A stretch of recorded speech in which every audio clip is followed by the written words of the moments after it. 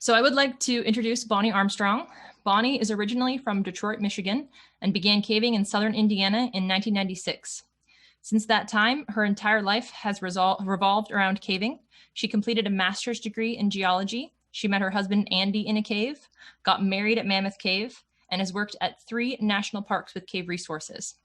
Bonny enjoys sport caving as much as project caving and has caved in 32 states, Puerto Rico, and 8 countries. Bonny is a life member and fellow of the National Speleological Society, an instructor for the National Cave Rescue Commission, and she has been the editor of the NSS's publication American Caving Accidents since 2011. Bonny's presentation this evening will look at the common types of caving accidents and how cave accident data can make us safer cavers and better rescuers. Please welcome Bonny. Thank you, Sarah. And thank you to everyone who's joining us, whether you're joining us live this evening or watching on a recorded version. As Sarah mentioned, I will be speaking this evening about cave accident reports and how cave accident reports can not only make us safer cavers, but better rescuers as well. So one of my very earliest memories as a child was from when I was about 4 years old.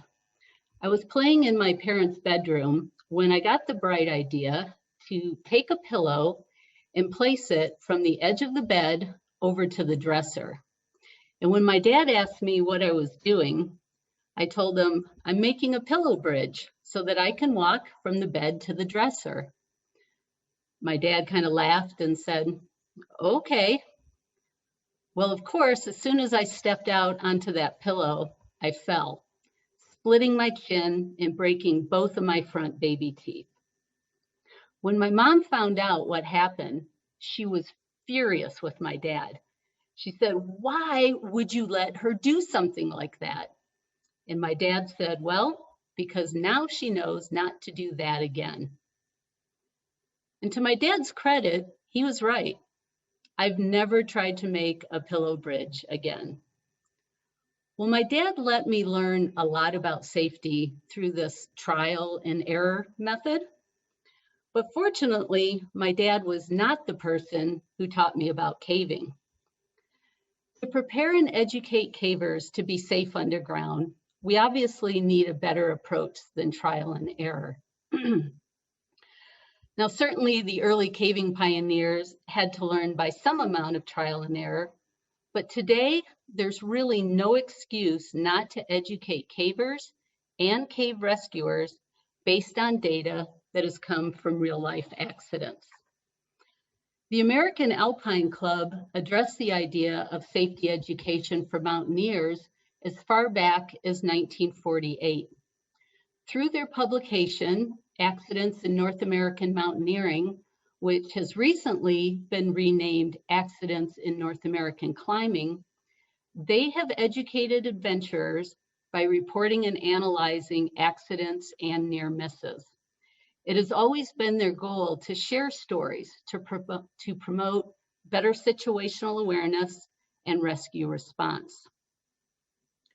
In the 1960s, NSS member Rain Curl was reading his latest copy of Accidents in North American Mountaineering when he got the idea to start a publication for the NSS that reported and analyzed caving accidents.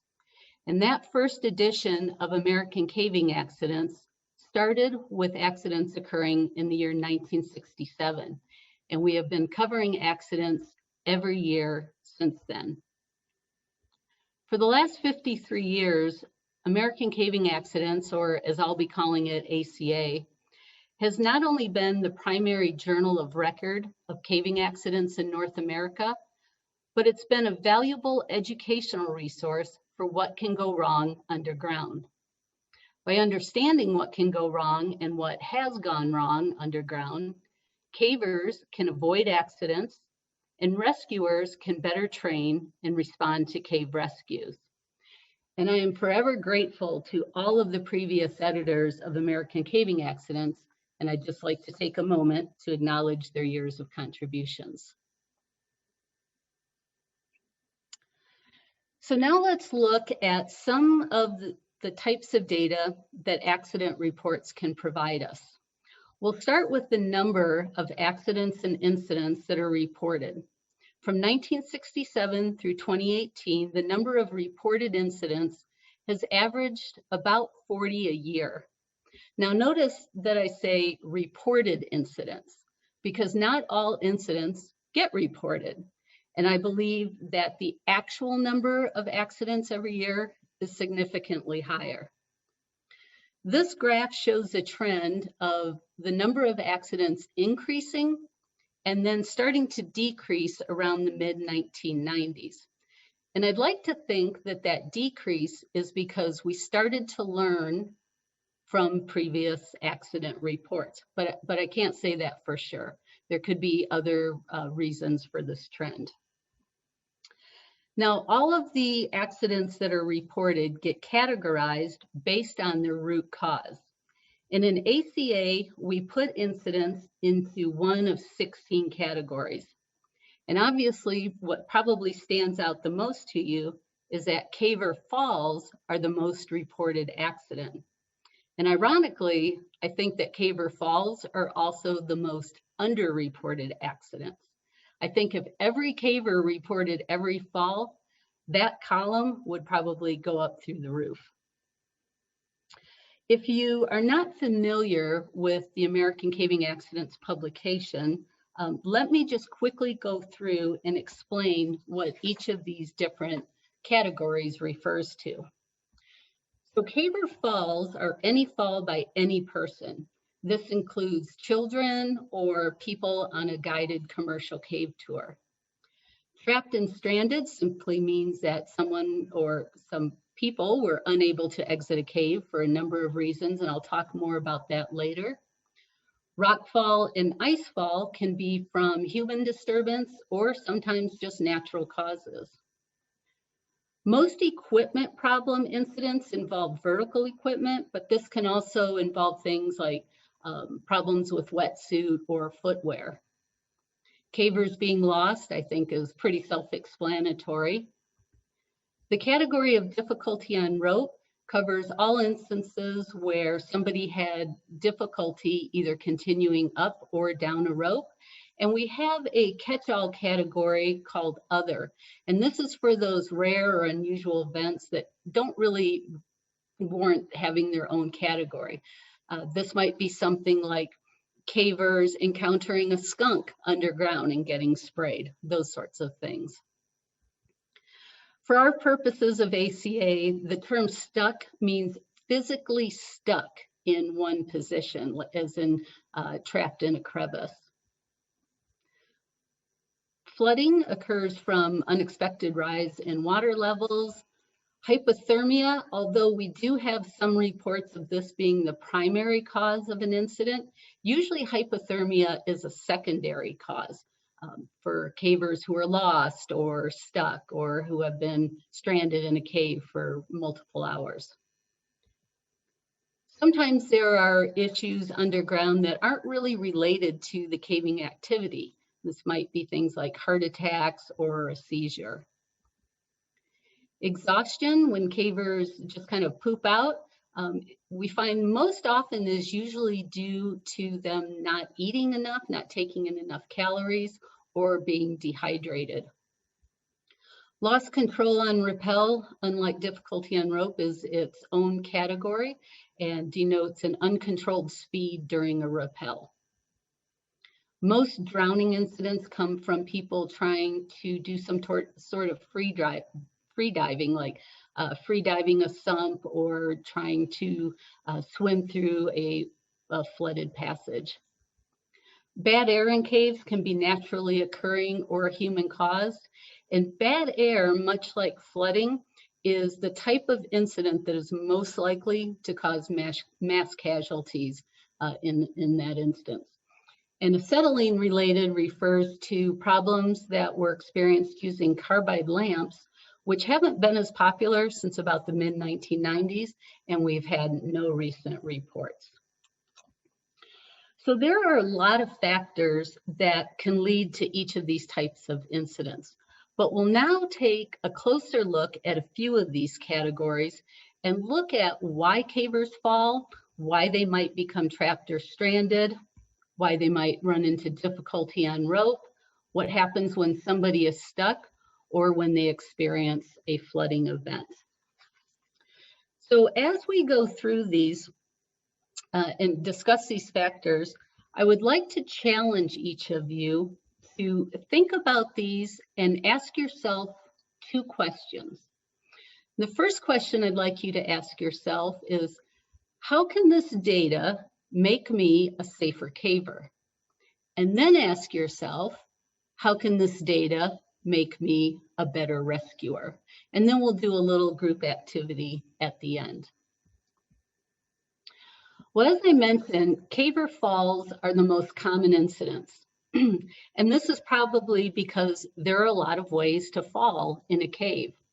We can slip on flat surfaces. After all, caves can be wet and they can be muddy. A lot of falls happen when people are chimneying or stemming, and this may be because of those slippery conditions, or it might be due to broken footholds or handholds. Now, raise your hand if you've ever been guilty of doing a climb and later thought, maybe I really should have had a belay. Anyone? Yeah, guilty. Unfortunately, we have had several fatalities when people simply get too close to the edge. If you have ever put a knot in the end of your rope before lowering it down a pit, it might be because you have read what's happened to cavers who didn't put a knot in the end of their rope.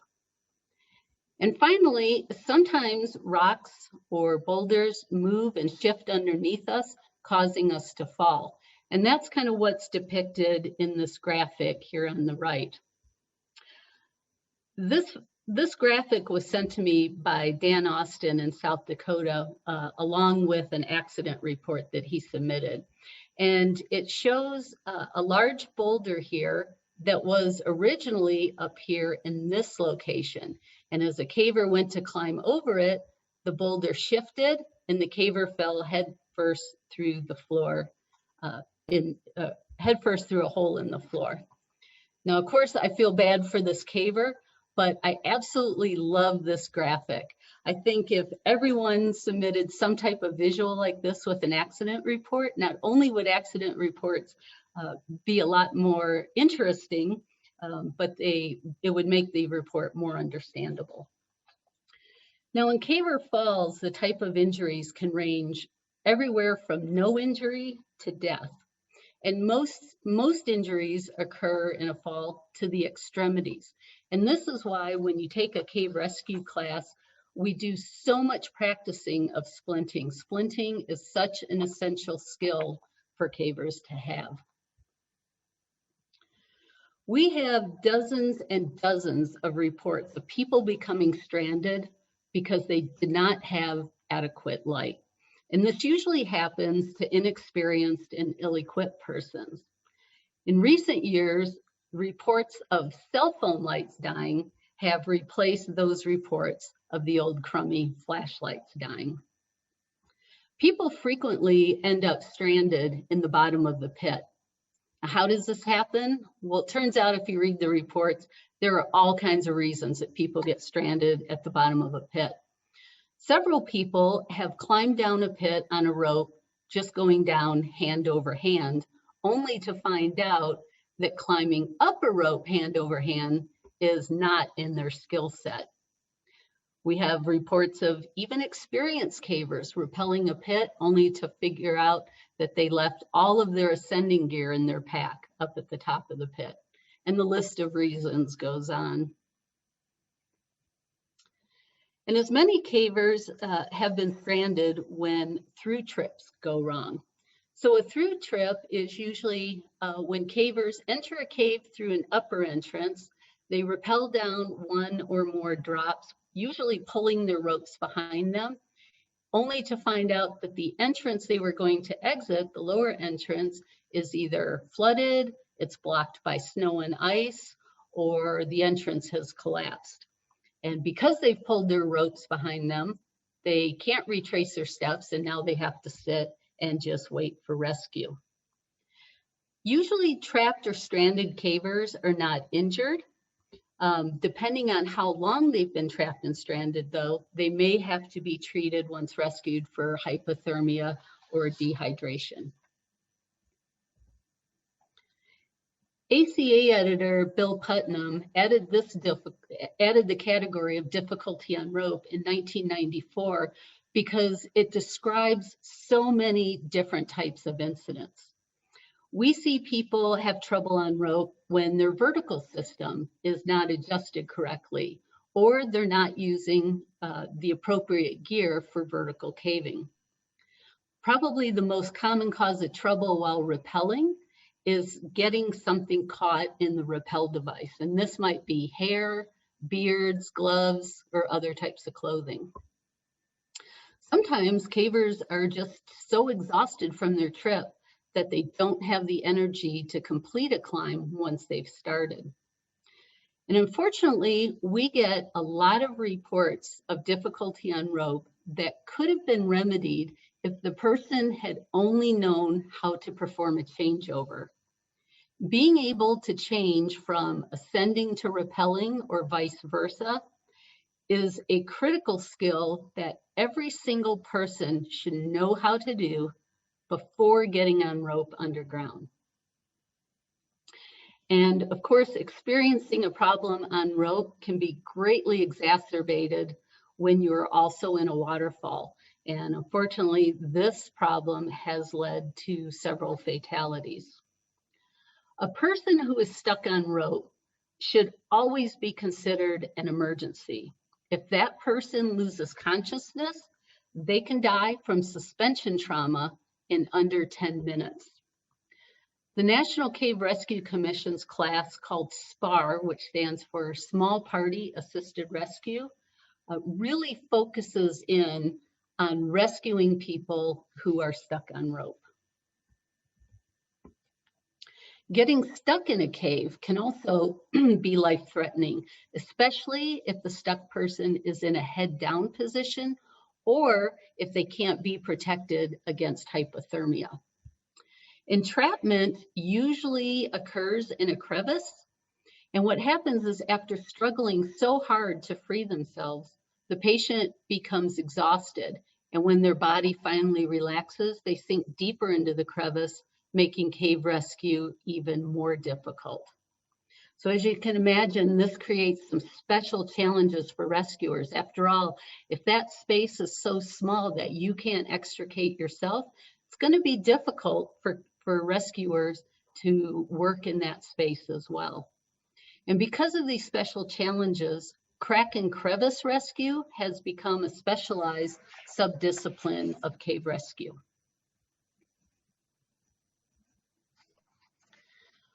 Skilled cavers should be able to determine if a cave is prone to flooding and what type of precipitation event would be needed to cause flooding. But weather forecasts aren't always 100% accurate, and the weather can change unexpectedly during a long cave trip and especially during a multi-day cave trip. Cavers that have been trapped by floods may have to wait a long time for rescue. And this was certainly brought to the world's attention during the entrapment of the boys' soccer team in Thailand. Rescues involving flooding caves are extremely dangerous for the rescuers and should only be undertaken by specially trained cave divers. That's why we say usually the best course of action is to just wait for the water to recede. And hopefully, the cavers have enough supplies to stay warm, safe, and comfortable.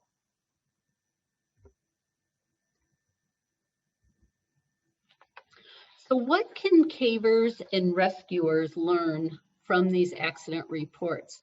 Hopefully you were kind of thinking through your head how some of this information can help you be a safer caver and a better rescuer. So what I'd like to do now is I'm going to share a couple of real-life rescue stories, and then using the chat function, we're going to ask you to type in what you can learn from that particular incident that could make you either a safer caver or a better rescuer? So let's start with our first incident. So the first one took place at Brooks Cave in South Dakota in 1973. And what happened was 2 teenagers entered the cave. They were each carrying 1 flashlight. When the boys didn't return home in the evening, their parents called the local authorities, and relatives and local rescue groups began searching for the boys at 8:00 p.m. When they weren't found after several hours, the rescue groups called in the local cavers at 2 a.m. And the local cavers found the boys within 20 minutes of entering the cave. So now thinking about this incident, what type of takeaway lessons could we learn that would make us a safer caver or a better rescuer?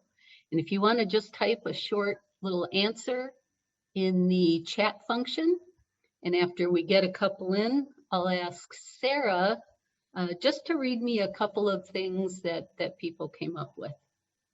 Yeah, well, they're already coming in. So first off, some folks are mentioning that I think this applies for both cavers and rescuers, carrying 3 sources of light, making sure you let someone know where you're going. Use specialized resources like we have in Arizona, as well as elsewhere across the nation. A lot of folks are also mentioning in terms of caving, practice vertical skills and changeovers above ground before you end up underground. That's a very, very smart one for sure. Making sure that you have a relationship with rescue squads. So cavers are called in early. So that sounds kind of like one that stretches between cavers and rescuers. Make sure to look for people who know the cave. I think that's probably true for both cases. You know, always to bring a fellow caver with you who knows it, and also as a rescuer, make sure to bring other cavers with you. Yeah, so we have dozens of reports almost exactly like this one. And it's these type of reports that reinforce some of those basic rules that we all follow now. Like, yes, have 3 sources of light. Make sure somebody knows where you're going and when to expect you back. You know, this is so ingrained in every caver, and one of the reasons is because people who don't follow those rules often end up in trouble. As far as being a better rescuer, yeah, someone mentioned kind of, you know, cavers and rescuers working together, knowing who to call. And this has always been kind of one of the main goals of our cave rescue training classes, is to bring cavers and other rescue type people together and train together and get to, you know, turn those other rescuers into cavers and turn those cavers into rescuers. I mean, if this search group had trained with cavers, they may have been able to find the boys much quicker, or they would have known to call the cavers much sooner. I think another important thing that this highlights is that most cave rescue callouts end up coming out in the middle of the night. I've been called out twice on cave rescues, and both times it was between the hours of midnight and 5 a.m. So just kind of consider what that means for you. If you're a volunteer rescuer, if you're, you know, responding as a single resource, maybe responding at 2 in the morning isn't the best idea for you if you've only had an hour of sleep. So yeah, those are all some great things to think about. Okay, well, let's do another one. So this is an incident that happened at a cave not too far from me, Spanish Moss Cave in Utah. And what happened here is a novice caver in his 60s began ascending a 30-foot rope. And although he had the proper ascenders, he was wearing a climber's type seat harness, and his chest harness was made from a loop of webbing.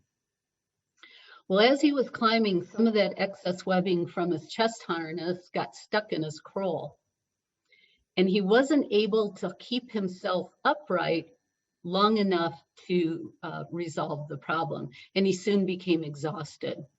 But fortunately, the trip leader, anticipating novices having trouble on rope, had brought a second rope and already had it rigged. So he was able to climb up that rope and assist the stuck caver. And this picture is a photograph from that actual incident. And you can see the stuck caver here in the orange helmet is nearly horizontal. He also is wearing a really large backpack. So thinking about this incident, what could we learn from this that can make us safer cavers or better rescuers? And as those come in, Sarah, if you would read those. For sure. Yeah, we already have one, which is listen when you're told to shorten the webbing. So make sure you tune your system ahead of time. Practice ascending above ground, practice with your system. Someone also suggested rig for lower. So that's kind of contingency setup there. Tether your pack is a great suggestion. So you can talk about that a little bit if you'd like. Wear a caving seat harness instead of a rock climbing harness. Have the proper gear. A lot of them are very, very consistent with using appropriate gear. Like you mentioned, that it sounded like the trip leader brought a second rope, which was very useful in this case. Making sure your equipment is tuned. Yeah, well, it sounds like people are kind of hitting, I had my own little notes on this incident, and it sounds like you all hit exactly what I had. So of course, yeah, the first problem was he didn't have the appropriate gear. So having not a caving harness, it made it more difficult for him to keep himself upright. And that's one reason he got exhausted so fast. His gear was not tuned, and his chest harness, obviously that extra piece got in the way. People said, yeah, practice. I think if he had spent more time on rope above ground, he would have figured out sooner that his gear was not tuned appropriately. And yeah, tethering a pack, climbing with a heavy pack on your back is so much more difficult than if you tether it off of your harness. And as far as being a better rescuer, someone mentioned if they had rigged the rope for contingency. So yeah, that was one of my first questions is, well, if you were going to bring 2 ropes for a 30-foot drop, so they already had at least 60 feet of rope, why didn't they just bring 1 60-foot rope and rig it so that it could be lowered? Okay, so 2 things. One is the hike up to this cave, up to Spanish Moss, is absolutely brutal. So I think probably having 2 shorter ropes that they could divide up amongst the team may have played a decision. Also, in order to lower that rope, they would have had to make sure that somebody more experienced climbed that rope first. And this wasn't the case. The trip leader was still at the bottom. But kudos to the trip leader for having that extra gear, especially in vertical trips. If you have new or less experienced cavers, having some pulleys and prussiks and some extra rope goes a long way.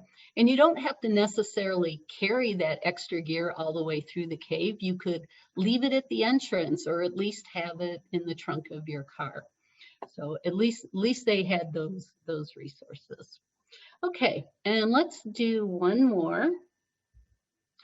So this was an incident from just an absolutely wonderful cave, Run to the Mill Cave. And this one's a little complicated, so I'll try and explain it slowly. But there were 8 cavers that entered the cave, and the entrance series is 4 drops, four different pitches, followed by a 100-foot-long passage that had waist-deep water at the time, then another 30-foot drop, and then a 167-foot drop down what's called Tilted Well. Absolutely beautiful drop. And then the rest of the cave is just this big walking, or most of the rest of the cave is a big walking borehole.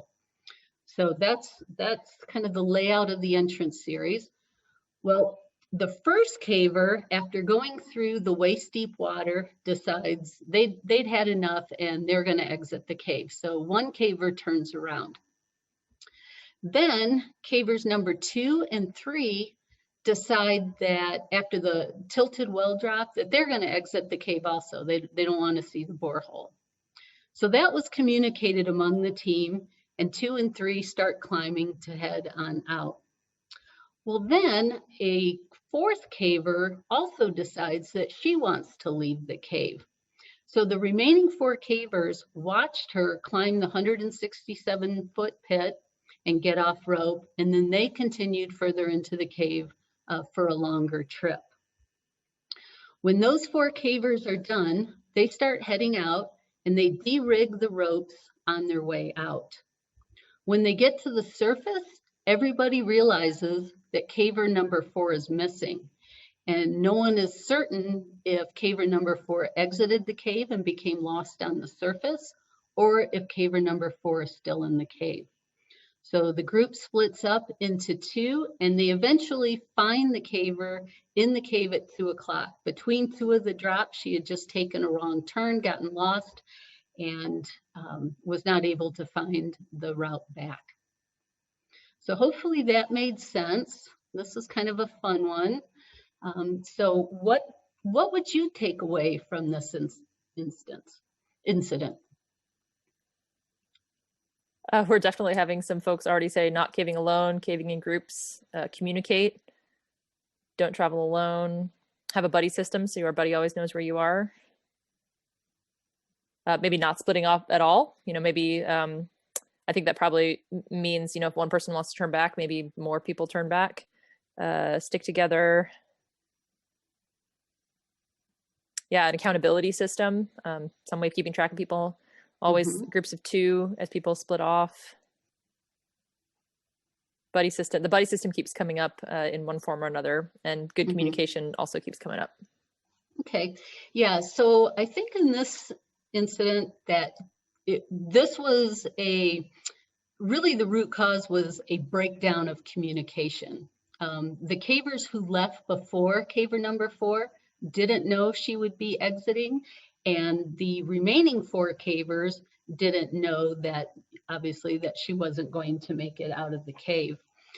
So whenever a plan changes while you're caving, that really needs to be communicated to the whole team. And like someone said, and then have some accountability. It's not just, okay, we're going to split up at this point, but where are we all going to meet up? Who's going to be riding in whose vehicle when we get out? There was a report from a few years ago where something very similar to this happened, where the team broke into 2. One group was heading out. Somebody from the other group said, I'm going to go catch up with the first group. They also got lost.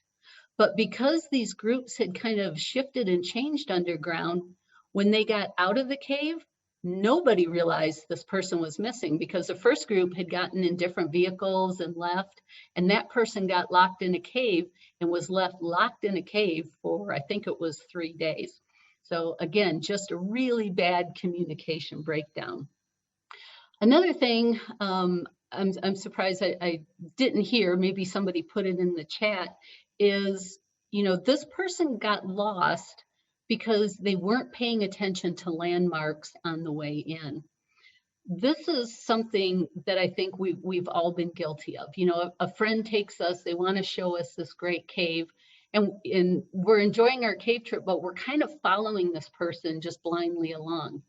And as a trip leader, I think it's important to remember, if you're the only one who knows the cave or knows the route, what happens if you're the one that gets hurt and you haven't taken the time to point out these landmarks to people along the way? So no matter what type of cave trip you're on, if you're following someone, you either need to really pay attention to landmarks or have asked the trip leader to point out landmarks. So I think that's really an important aspect of this incident. As far as rescuing, I think this highlights that sometimes when we search for what we think are people who should be in a cave, that we also have to consider the rest of the world. There's been many times when cavers have come out of a cave after dark and not been able to find their way back to their vehicle and have wandered around in the woods or the desert for many hours. So sometimes searches have to involve the surface also. And what if this person, what if she had been found hurt?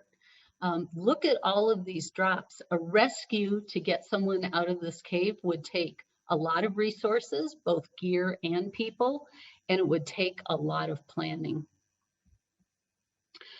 Well, I hope these little exercises have convinced you that we can learn a lot from reading accident reports. We can learn how to be safer cavers, and we can learn how to be a better rescuer. But we can only continue to learn if we, first of all, report these accidents and incidents to American Caving Accidents, and then take the time not only to read them, but to really think critically about each report. And of course, take a cave rescue class from the National Cave Rescue Commission. Now, these steps won't prevent all accidents from happening, but it will help us to avoid many mistakes that have already been made by others. Thank you. Awesome, Bonnie, that's fantastic. Thank you very much for that overview from the American Caving Accidents and typical accidents in caves. We do have time for questions while folks are collecting their thoughts and typing those out. I would just like to hear, you've now been doing this for 10 years, essentially.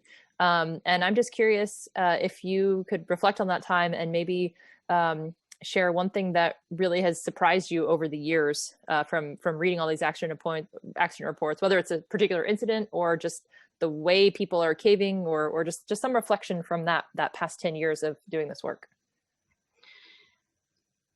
So one thing that has really stood out to me over the last couple years is the number of reports that we get of successful self-rescues. And some of these have been really impressive self-rescues.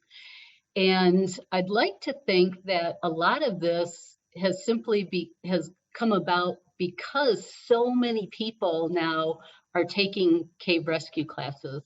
You know, most of the time these classes, no matter how many we offer, they're selling out. And over about the last decade, the small party assisted rescue class, the SPAR class, has become really popular. And we have just seen some really fantastic self-rescues because of this. There was an incident a few years ago in Neff's Canyon Cave, which for many years was the deepest cave in the country. It's about 1,200 feet deep. It's just, you know, down, down, down the entire way. And a group of cavers went, and one caver dislocated his shoulder. And for some reason, because they were trying to travel light, I guess, nobody had any gear with them. Most of the people weren't even carrying a cave pack. But one caver who had taken the SPAR class twice was able to build multiple systems, counterweight systems, traveling halls. And because of that one person and that one set of gear that he was carrying, they rescued the caver up multiple drops and had him down at the parking lot before the local search and rescue even showed up. Because they had sent, as soon as he dislocated his shoulder, someone went out of the cave and called search and rescue. And I just think that that is so fantastic. Awesome. Thanks, Bonnie. We are starting to get some questions in the chat. The first is that you mentioned, this is from Mark Colbinson, you mentioned that splinting is a crucial technique to know. Are there any other minor medical procedures or essential equipment you can highlight? Well, so one thing reading cave accidents is looking at the types of injuries that people have. And obviously there's going to be some injuries that are just going to need, you know, you're going to need to get them out of the cave, and they're going to need to get to definitive care. Things like, you know, head injuries, pelvic injuries, spinal injuries. But we do see that the most common injuries are things like cuts and bruises, and then injuries to the extremities. So knowing how to splint, I think how to stop bleeding, how to prevent hypothermia, and keep people hydrated, I think those are all pretty crucial. And in every cave rescue class, you know, we say, we're going to teach you some medical things, but this is not a medical class. And we really encourage people to, as much as possible, try and take a wilderness first aid class. Awesome. So a question from Jen Foote. Besides education, do you think a reason for more rescues in 80s and 90s is that there were more people caving in the 80s and 90s than now, other than the most recent pandemic times? Yeah, so as I mentioned, there could be a lot of factors, and certainly just the number of cavers who were active at that time, that could be one part. We also saw, even though rockfall continues to get reported, it seemed to be a lot more common early on, because as caves were being discovered and the trade routes through the caves were kind of being established, things weren't quite settled in, and we had a lot more incidents of rockfalls. All right, we have a handful more. From your reading about all these incidents, someone asked whether or not you have a recommendation for a type of first aid kit or particular first aid supplies to carry. Yeah, so that's always a tough one, whether to carry minimal supplies, and then you see some people who, are just overburdened with stuff. But I think reading through the reports, we can see things like, maybe having some pain medication, things to control bleeding, things to make splints are always going to be the most helpful. And then, it's easy to carry like a little, Imodium tablets, things like that. And of course, if you personally are taking any kind of medication, make sure that you have enough not only to get you through the trip, but at least for another 24 hours, just in case something happens. Great. So a question from Deborah. In climbing, a lot of self-rescue techniques can be executed with an extra prusik. What would be the caving equivalent, kind of that one piece of gear that you might want to think about adding to your kit? Well, one way to look at it is, for all of the gear that you have, try and use gear that's kind of multi-purpose.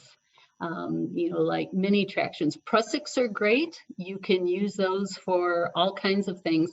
And I, for many years, used a prusik, like the prusik loop, as one of my short tethers, because then it's a tether, it's also a prusik loop. So any type of equipment that serves multiple functions would, of course, be great. The other thing you can do is, before you start a trip, is ask everybody on the trip, what piece of gear do you have? What do you have? So just, if you have a couple extra carabiners, a pulley, and a prusik, and somebody else has it, I mean, you can build so much with that. Someone else is asking about specific procedures for rescuing someone in narrow passages, but I'm going to reframe that a little bit given the topic to, if you remember any particular incidents for cavers stuck in narrow passages, if not, just your general thoughts about that. Well, every case is different, and in a best case scenario, you can reach the caver from both sides, and a lot of times that happens. Giving the caver, or the person who's stuck, something to stand in. So if you can create a foot loop to help them. I know that a lot of times they just have to resort to bringing in power tools and physically widening the passage. I know there's always talk about, oiling somebody up. And as far as I know, that's never really been used and been effective, but I don't know. But it's also important to remember that sometimes you can get stuck and we can't rescue you. And there have been more than one fatality where someone died before they were able to be removed. We have a question from Gretchen, which is, why don't some people report caving accidents? Oh, that is a great one. And as the editor for ACA, this is something I struggle with all the time. And I think there are three main reasons that people don't report accidents. They are embarrassed, they don't know if their incident counts, or they don't know how to write a report. So for as far as embarrassment goes, you know, remember, we have all had some type of accident. And the purpose of American Caving Accidents is to share these stories so that we can all learn. But if somebody, if they're still hesitant to report an accident because of embarrassment, please know that we are happy to leave names anonymous. You'll see lots of reports. They don't give the name of the person. So we will absolutely honor that. We will also keep the name of the cave secret as well. That's why a lot of times you see the cave name, it just says unspecified cave, because we've been asked not to name the cave. Now, I personally think that these reports are more interesting with people's names and the cave name, but if that's going to keep people from reporting an accident, then we'll absolutely keep those confidential. As far as whether or not an incident would count as far as being included in ACA, my standard answer for that is, could other cavers learn something from this? Or did this incident generate discussion? Did you and your friends talk about it later? Or did you tell this story around a campfire? If so, it should probably be reported. There are very few incidents that we get that we don't put in the publication for different reasons, just, you know, doesn't quite fit the theme. So, you know, you can let us decide. Tell us about the incident, and then we'll decide. And then the final reason is people say, I'm not a good writer. I don't know how to write a report, or I don't have the time. And one thing that I don't think a lot of people realize is when you read these reports in American Caving Accidents, you're not reading the report that was sent to us. You are reading my summary of the report, or one of the other committee members' summaries. And we do this because we want the publication to have a, you know, to have it sound like it's coming from one voice. We don't want, because people write all different kinds of accident reports. So what we ask is that you can either write a report and send it to us. You can fill out an accident report online on the NSS website. You can find that, and it has questions that prompt you for the type of information that we're looking for. If even that's still too much, you can call me. I'm in the members manual, and I can do a quick interview over the phone. Or you can just let us know, hey, I heard so-and-so had this incident at such and such cave. And then we will contact the appropriate people and get the report. And so that's kind of a long answer, but thank you. I think that's really important. I can verify that Bonnie does follow through on all of those things. I've received drafts of incidents that she wrote up to review for things that happened in my region, as well as I think once even we talked on the phone about an incident for quite some time. And so Bonnie's incredibly flexible in getting that information. I have one quick question. And let me just follow, just to clarify on that, Sarah. Yeah, so once somebody sends me a report and I write the summary, I send my summary back to that person for fact checking before it gets published. So yeah, thank you for that, Sarah. It's very, very helpful. And then a question that I had, and I now see Zena actually worded it for me. So thanks for that, Zena. Will you accept reports of accidents from a couple of years back? Yes, absolutely. So in previous issues, we always had a section called previously unreported accidents, and we would put things from as far back as even the 1800s. And I haven't done that the last couple issues. What I've been doing is still collecting all of these old reports, and we're going to do a special edition where it will just be all of these past accidents that didn't get reported. Once we do put those reports in ACA, those do go into that data that I showed you. So yes, send me anything that happened to you or to your friends from, you know, anytime. What was the email address that we'll put it in the chat so that folks can tag that? So you can send it to aca@caves.org. Awesome. Or you can send it to me, and my information is always in the NSS members manual. Fantastic. Well, I have to say, Bonnie, thank you so much for that excellent presentation on what can help make us better cavers and rescuers.